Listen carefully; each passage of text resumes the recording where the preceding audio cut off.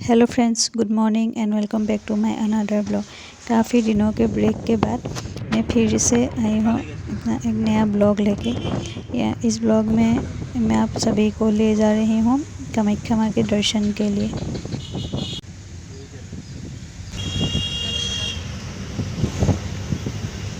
Actually मेरा एक friend आए हुए हैं बाहर से, जो आसाम से नहीं है, तो उसको कामाख्या माँ का दर्शन करना था और मैं उसी को एक्कम्पनी कर रही हूँ।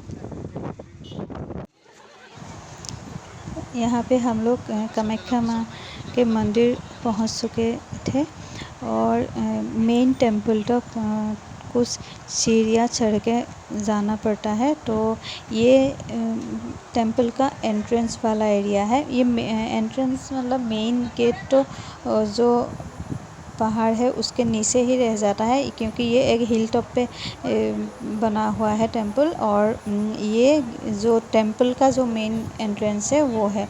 तो यहाँ पे मैंने पहुँच के जो पूजा का मिनिमम जो सामग्री है वो ले ली। लेके फिर मैंने दिया जलाया और दिया जलाने के बाद मैं यहाँ पे परिक्रमा कर रही हूँ। और इस बार हम लोग गर्भगृह तक नहीं गए, क्योंकि गर्भगृह तक दर्शन करने के लिए लगभग साढ़े 4 घंटे लग जाते हैं। और अगर मॉर्निंग में जल्दी दर्शन करना हो तो उसके लिए रात को 2:30-3 बजे से लाइन पे लगना पड़ता है। तो और क्योंकि हम दोनों ने ही पहले ही बहुत बार, मैं तो काफ़ी बार जा चुकी हूँ अंदर गर्भगृह तक, और मेरा जो दोस्त आया हुआ है वो भी 1 या 2 बार दर्शन कर चुके हैं। तो इसीलिए हम लोग ने डिसाइड किया कि हम लोग बाहर से ही दर्शन करके आ जाएंगे। बस हम लोगों को माँ कामाख्या के चरणों में जाके बस वो प्रे करना था, बस इसीलिए। तो फिर परिक्रमा करने के बाद यहाँ पे मैं जो सीढ़ी बना हुआ है वहाँ पे बैठने के लिए आई हूँ। और वहाँ पे कुछ देर बैठ के फिर हम लोग आ गए थे ये जो जो प्रसाद गृह है वहाँ पे। तो यहाँ पे हम लोगों ने प्रसाद खाया। प्रसाद में खिचड़ी, सब्ज़ी, पापड़ और सूजी का हलवा था। तो फिर वहाँ से हम लोग चल पड़े थे कामाख्या टेम्पल से हम लोग का जो दूसरा डेस्टिनेशन है वहाँ तक। और वहाँ तक हमें जाना था फेरी से। और ये है जो जहाँ हम लोग जा रहे हैं, तो वो है वर्ल्ड्स स्मॉलेस्ट आइलैंड, जिसको पीकॉक आइलैंड के नाम से जाना जाता है। और यहाँ पे एक टेम्पल है जो शिव जी को अर्पित है। तो बोलते हैं कि कामाख्या माँ के दर्शन के बाद अगर उमानंद टेम्पल दर्शन नहीं करते तो वो दर्शन अधूरा रह जाता है और फिर जो फल है वो भी नहीं मिलता। तो यहाँ पे और उस टेम्पल तक हम लोगों को फेरी से जाना था, क्योंकि वो टेम्पल ब्रह्मपुत्र रिवर के बीचों बीच बना हुआ है। तो यहाँ पे हम लोग फेरी पे वेट कर रहे थे और तभी यहाँ पे एक आदमी अपना परफॉर्म करने लग गए थे। तो यहीं पे सब लोग उनके साथ हम लोग डांस कर रहे हैं। काफ़ी अच्छा सफ़र रहा है हम लोगों का ये।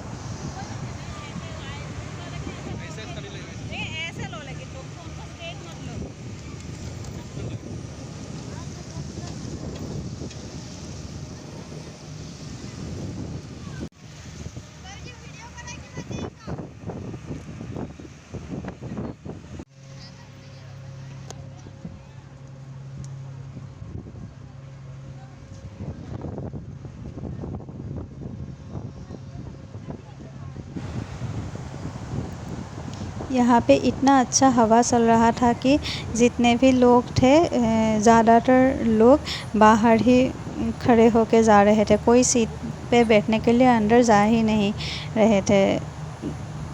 और मैं भी आके उन्हीं लोगों के साथ बाहर खड़ी हो गई थी और बहुत अच्छा लग रहा था ये व्यू देख के।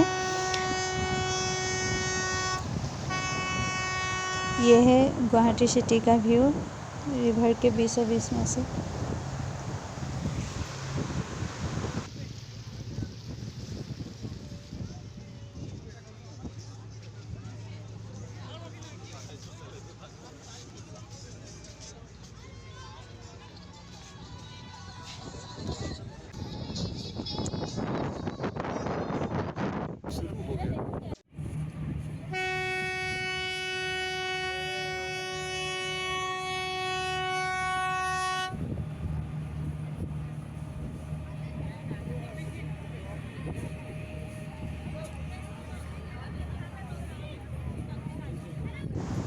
तो फेरी घाट से मंदिर तक बस यहीं कुछ 20-25 मिनट का टाइम लगता है।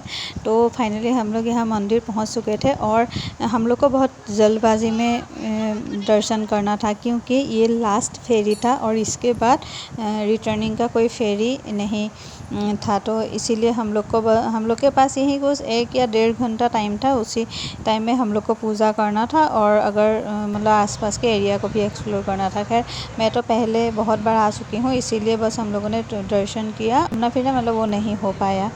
और यहाँ पे हम लोग वापस आ रहे हैं और आते वक्त ये देखिए कितना सुंदर सा सनसेट का व्यू। तो मंदिर से आके हम लोग को थोड़ा भूख लग गया था, तो हम लोगों ने डिसाइड किया कि कोई साउथ इंडियन मतलब खाना खाते हैं, क्योंकि मंदिर दर्शन की है तो नॉनवेज तो नहीं ही खा सकते। तो इसीलिए ऐसा हम लोगों ने किया कि हम लोग साउथ इंडियन रेस्टोरेंट में गए और जाके वहाँ पे डोसा खा लिया था, क्योंकि वहाँ पे डोसा में तो और लहसुन प्याज भी नहीं डालता है। तो आज के ब्लॉग में बस इतना ही। मिलते हैं एक नए ब्लॉग में नए कुछ मोमेंट्स के साथ। तब तक के लिए बाय।